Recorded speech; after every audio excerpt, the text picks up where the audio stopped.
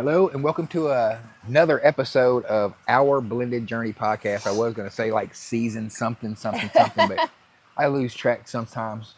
We're here in beautiful Pensacola. Pensacola. Yeah, Pensacola, Florida. We're having a wonderful vacation so far. And we're here to talk to you about some things. This episode is on parental alienation, and we have some time where we've had a little bit of time to think about it. For those that don't know what parental alienation is, I'll give you my opinion, and she can give you her definition. And I've experienced parental alienation. I guess I've been a part of it ever since I've been 19 years old. I guess the first time I was ever parental alienated, I had a daughter. I don't usually talk about this too much, but had a daughter that I've never been a part of her life. And parental alienation is when one parent or grandparent or party keeps the other parent away from the child intentionally, unintentionally, subconsciously. In my opinion, this is my opinion. I'm not saying parental alienation as in a negative way.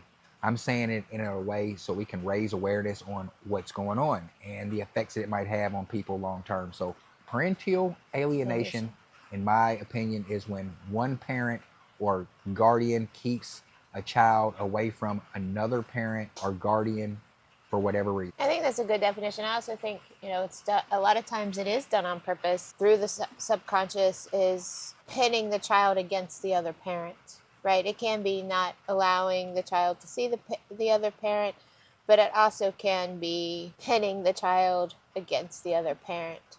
I think I experienced it going through my own therapy journey of childhood trauma. I experienced it on the flip side. Like I experienced it, my parents were married, but the birthing vessel didn't want me to have a relationship with my dad. So she was always putting negative connotations about my dad in my mind and my dad's family. They weren't religious enough. They were trash. So I grew up having these thoughts of what my dad's side of the family was. It's not true. And then I've been accused of it myself as an adult with two adult children now, and their father and I have different lenses about what happened, raising the kids, right? And I know that my truth is I wanted nothing more than him to be a part of our children's lives, and however he navigated that is his story to tell, not mine. And it's been really hard 5 years into this relationship with you and 4 years married. Again,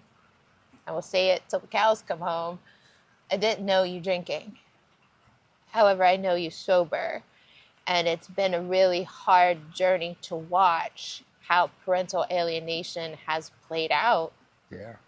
When I see you show up for your children and I see you sacrifice so much, especially with the sports stuff, and then to see how you were treated, not only by the women you had children with, but also by the children who are now adults. And parental alienation can be a lot of different things, like how I've experienced parental alienation is like and I've seen other people, I'm just not saying me, I'm not going to personalize this, but I'll give you an example.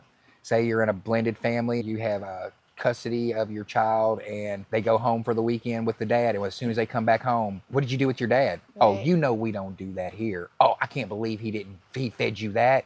Oh, I can't believe, what did you wear? Oh, grilling your child when he comes home from a visit can be parental alienation. Giving that child not an opportunity to form a correct bond with your child. I'm talking from a man's perspective, because a man can hear this podcast or hear what we're talking about and say, okay, I'm not alone in here. Because, and I was talking to one of my buddies the other day, and a lot of my friends are coming out and telling me, for some reason, saying, hey man, I'm sober now. I quit drinking. It's only been a couple months, but I just want you to know. It's only been a couple years, but I want you to know. And I'm proud of you guys. I mean, I'm going close to a decade, and it's every day gets better. But one of my friends says, man, I'm getting divorced, and my wife is making me seem like I'm a different person than I was when we got married. And I'm like, this is divorce, man. You got to deal with it, and however you deal with it. But no, parental alienation is something that you're going to have to get through maturely and as responsibly as you can. Parental alienation from a man's perspective can be different from a parental alienation from a woman's perspective. Absolutely. So you're going to get both sides here. I feel that I did my best not to do that with my kids. When they would come home from visits, I wouldn't drill them on what happened. They would unload about what happened. And my line was, I loved your dad at one time. I have two beautiful kids out of it. Again, I'm sure his lens is vastly different than my lens, and that's okay. That's fair. Our Yeah. kids are 27 and 29. And I'm sure, like as you said, I'm sure the mother of my children's lens is very different than Correct. my lens. You know, like especially like coming from being an alcoholic Yeah. to now like being sober for 8 years, and then I'm sure the women's who like the mothers of my children seeing who I am now sober and saying, man, only if he would have been that person when we were Wow. married, Yeah. you know. True. True. And I wasn't, and I'm not. Anybody that knows me under my alcoholism, they know I did not change too much of who I was. I just was drunk. I was just drunk. I was still loving and nice and caring and all those things and present. I was just drunk, and whenever you're drunk, you really don't follow through, and you couldn't be 100%. I couldn't be 100% there. So I want to tell a little bit the story about my first parental alienation because could probably be a little healing. People that don't know, I have a daughter. Her name is Sky. I had her when I was 18 years old. I didn't know what I was doing, so I went through the motions of trying to see my child. Was denied, not by just her mom, but by grandparents as well. I mean, the first time I was ever parentally alienated, I can remember Sky's grandfather. We're out on four-wheelers, and it's Bardstown, Kentucky, Nelson County. So we're out on four-wheelers, just four-wheeling, and he pulls out a gun, and he's like trying to talk to me and intimidate me. An 18-year-old, 19-year-old kid with a gun saying, we don't really want you to be around here, blah, blah, blah. So I was like, I'm not going back there. Then I got married, and my wife at the time encouraged me and helped, not just encourage me, but she knew that I wanted to be a part of my child's life, so she was there with me.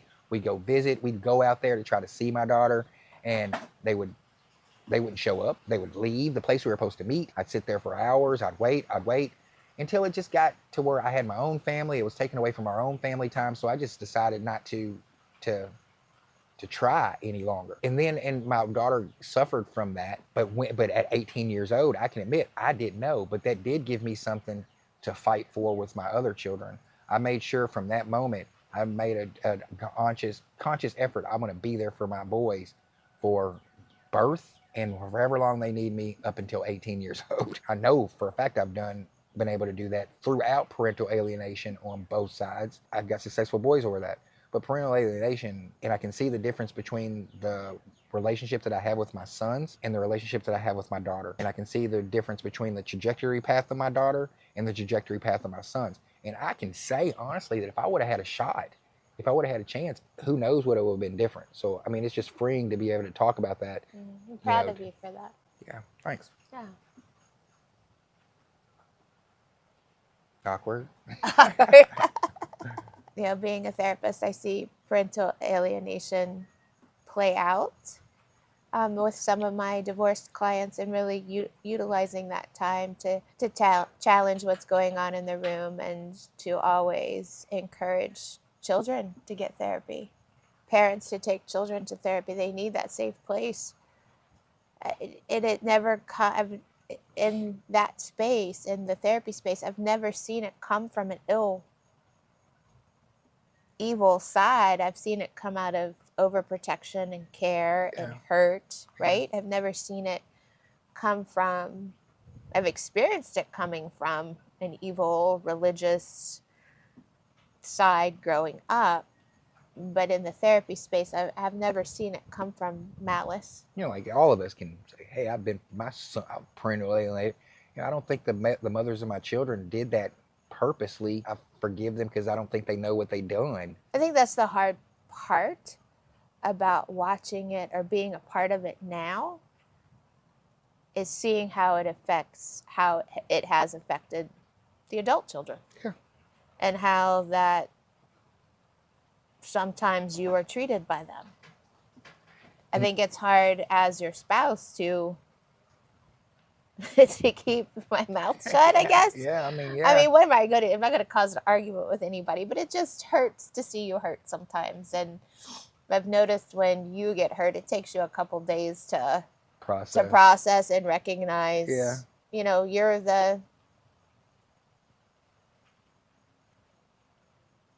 You're not the main parent sometimes, a lot of times. And that's like the most majority, of the time. 90. I was saying for other men or women out there, if you're a man, you're going through parental alienation, kind of take yourself out of your hurt and look at it from the woman's lens. That's what I've had to do. And look at it from the lens of she's only trying to protect the child the best that she knows how to protect the child.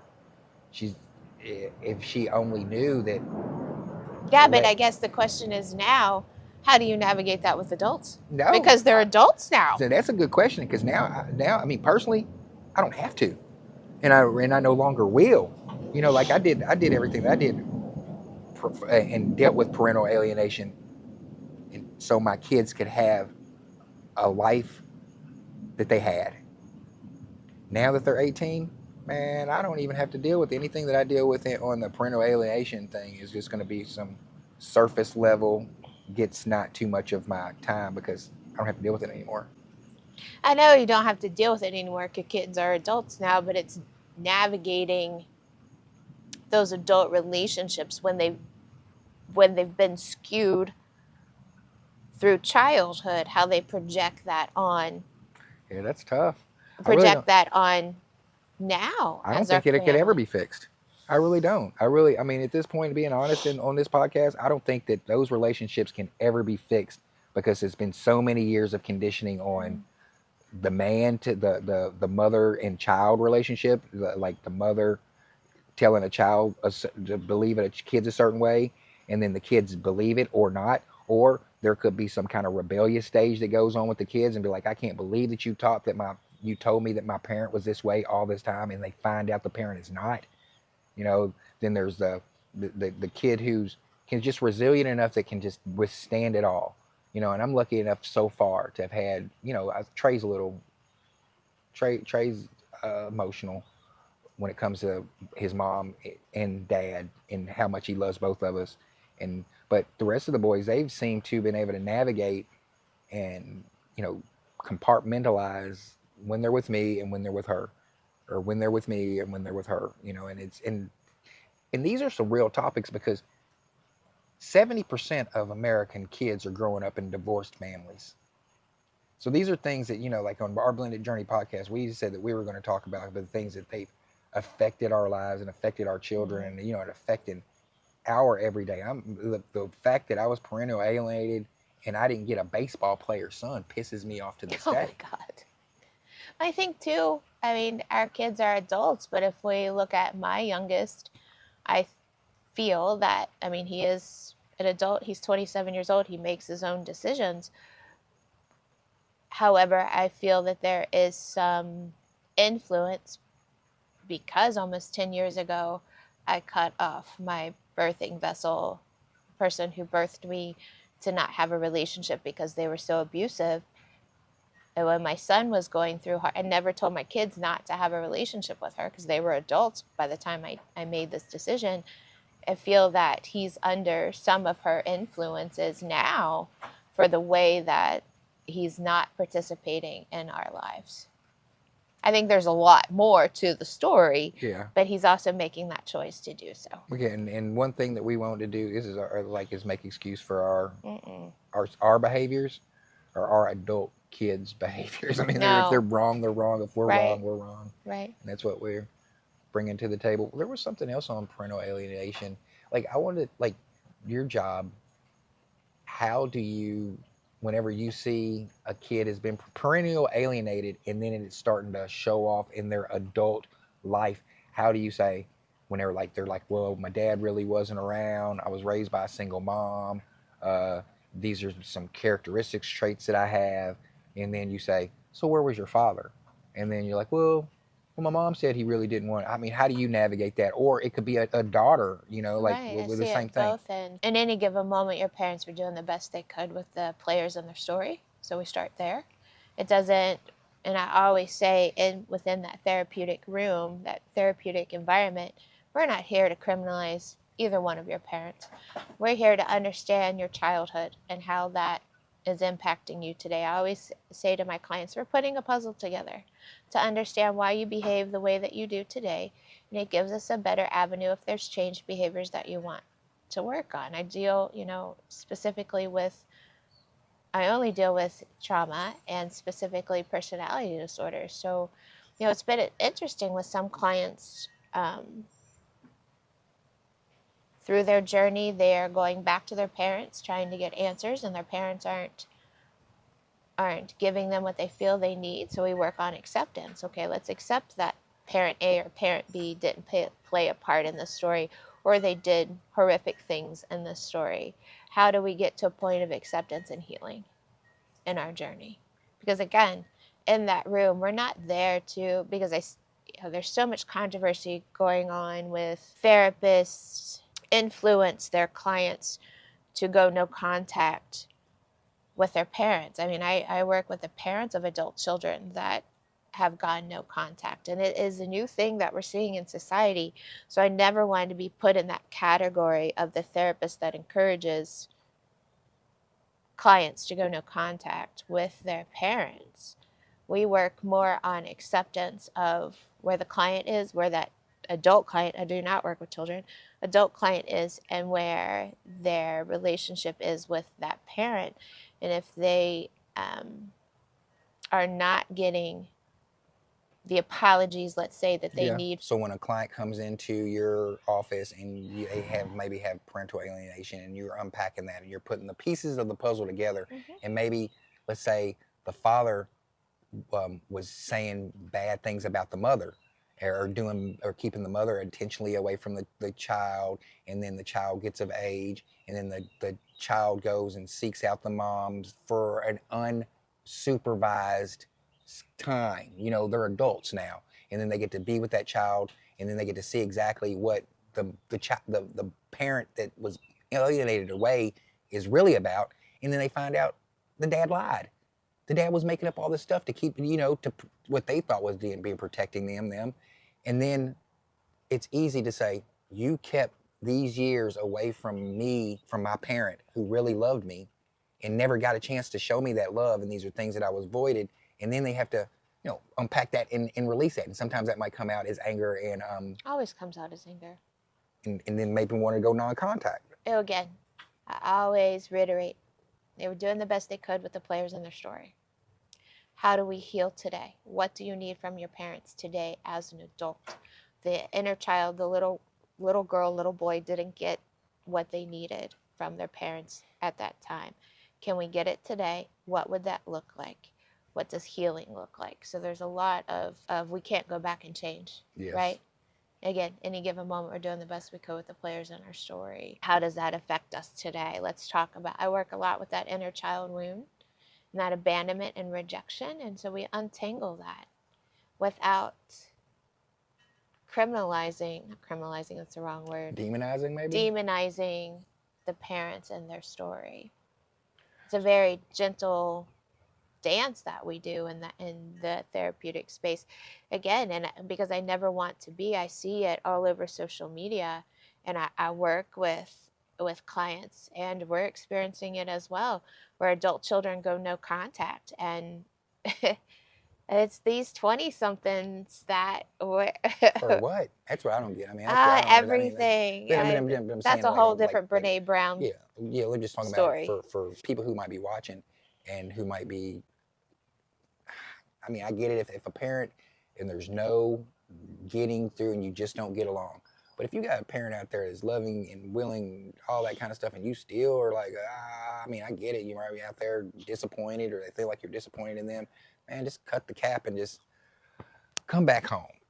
With our Millennial Journey podcast as well, we are a solution-based podcast. We give you our stories, but we also want to we're not the therapist in the room. Yeah, we want, and like coping tools. If you guys have some coping tools of what you might have experienced, please let us know so we can, share those on to other people. Because, if I could go back and do it all over again, like the cards that are dealt with me, I mean, I don't know that I would change anything. There was things that I would like to see changed. I'd like to see, I wish that I would have been able to have a better communication to say, this is why it hurts me to see us go through this, and then my partner say, okay, that's cool. So I guess suggestions for if you're going through a divorce, or if you feel like if you're, okay, I'm going to speak from a man's perspective. Dudes, if you feel like, and this ain't for no deadbeat bums either. If you're a bum, you're not taking care of your kids, you don't want to be a part of your kids' lives. If you're not a good man, if you can't call your baby mama right now and have a civil conversation, like a civil. And I can't call my baby mom and have a civil conversation. So I'm talking to myself too. But I have adult children. But if you're going through this part in the beginning, I would strongly suggest, for one, go to therapy, get a therapist, talk to a therapist, cut alcohol out your life. That's the first thing that I'm always going to say. I'm like, do you drink? Where's alcohol play a part in your life? How is that? Then really, really try to reach the person for the kid, because the only people in all these parental alienation situations, baby daddy, baby mama, divorces, the only people we're hurting and we're putting out there is hurt kids because we're hurt. So my suggestion is to, number one, if you're drinking, stop drinking. Talk to a therapist, get in therapy. Family therapy too.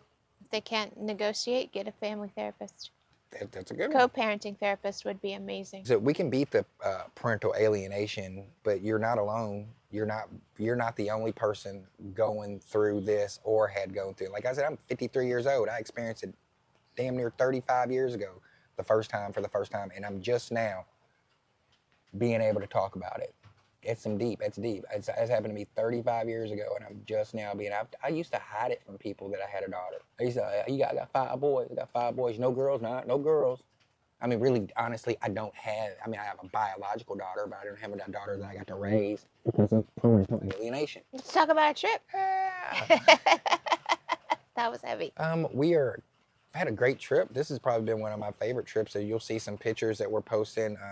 We're staying in a beautiful Zen garden. That's where we're podcasting from the daybed in the Zen garden. Gorgeous here, absolutely gorgeous. We met our Texas family here in Florida on Friday, Audra and Paige, and celebrated their anniversary. And our anniversary was last week. And our birthdays. Your birthday's Wednesday. Just a getaway. And this was a great Airbnb. And Airbnb's got a outside shower. Oh, it's a gorgeous tiny home. Here. It's got like a little bed, and like it's raining right now. You can hear the rain on top of the tin roof. Mm-hmm. It's a beautiful backyard. And today I think we're going to go to the Naval Aircraft or the Naval Museum in Pensacola. I think the Blue Angels were in Dayton this weekend, so I doubt they'll be back. This has been probably one of my better vacations. Yesterday we hit the bed at You?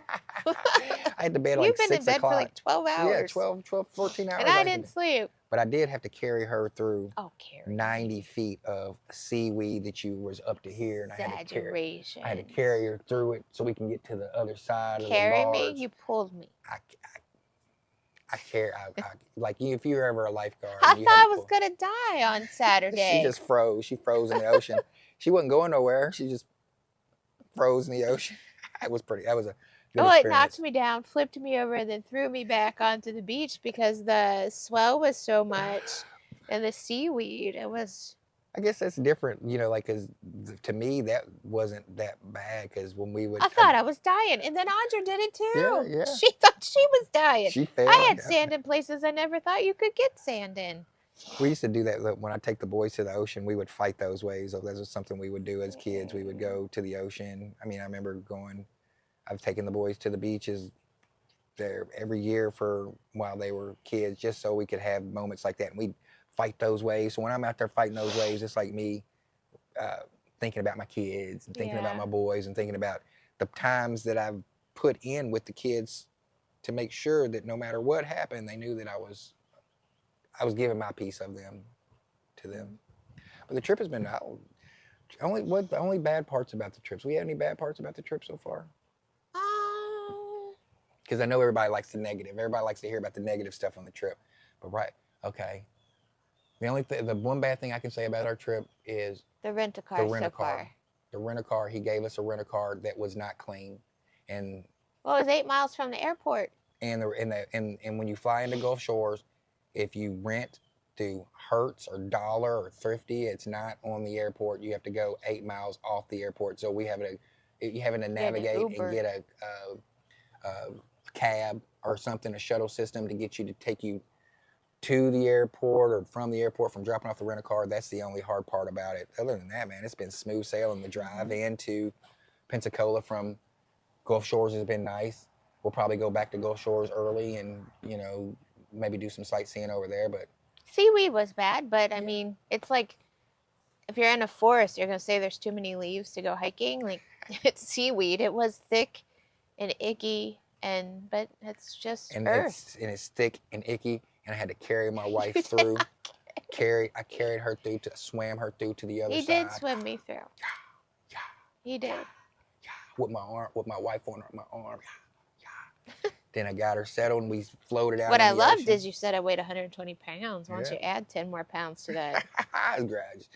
And so, but I did not pay for it. I slept like a baby out here, and we been a showered beautiful outside too. outside. That's a good one. We didn't try the hot tub though. Well, we can. No, I don't want to get wet again. I'm done with wetness. Oh, but we want to get home to Carl and our boys and our bird. And Shouts out to Danny for our pet sitter.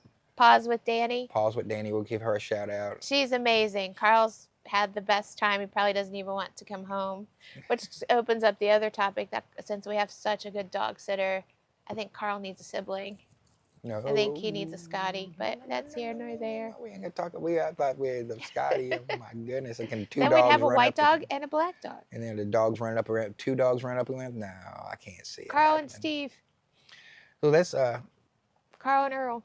Our Blended Journey podcast is our latest episode on location here from Pensacola, Florida. What is our next episode on? I know we're going to touch on some menopause stuff. How do we navigate adult kids in a blended family? Because there's so many personalities, and we're getting ready to have that big cookout.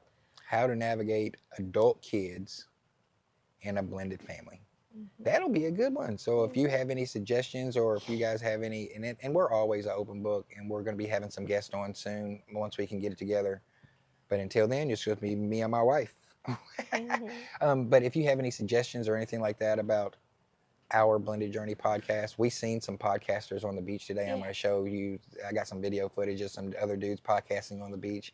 He was out flexing his muscles, bodybuilding. It was pretty cool looking. We got some good footage. Stay tuned to the next episode, and we want to say thank you to our wonderful sponsors. Our sponsors, Horton's Consulting. I know. Our wonderful sponsors for this episode is Horton's Consulting, Journey Counseling, Horton's Members Only Barbershop, AskTarrisHorton.com, which is DJ Fanny Pack. Don't forget your fanny pack. Horton's Mobile Barbering. We've got a lot of stuff in Horton's Consulting. If you would like to advertise on our Blended Journey podcast, all you have to do is shoot us a line. We're done. We're done.